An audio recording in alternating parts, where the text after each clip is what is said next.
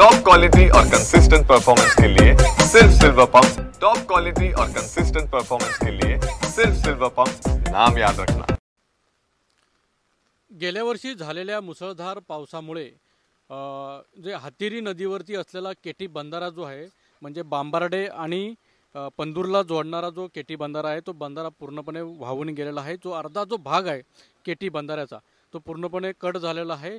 नदीवर असल्यामुळे याचा प्रभाव जो आहे नदीच्या पाण्याचा तो प्रचंड असो, त्यामुळे केटी बंधारा जो आहे तो सध्या वाहून गेलेला आहे। आणि गेल्या वर्षी झालेल्या मुसळधार पावसामुळे इथली ही परिस्थिती सध्या पाहायला मिळते। पण मात्र पंदूर आणि वेताळ बांबार्डे या गावांना जोडणारा जो महत्त्वाचा केटी बंधारा होता, त्यामुळे इथल्या नागरिकांचे अनेकांचे संपर्क तुटलेले आहेत।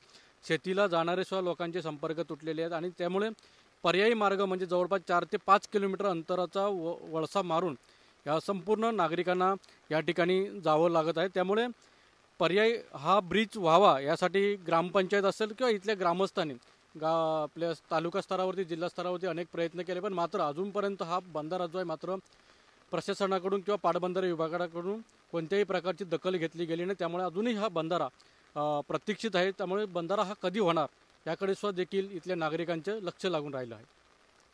अनंत पातळे, TV9 मराठी, सिंधुदुर्ग।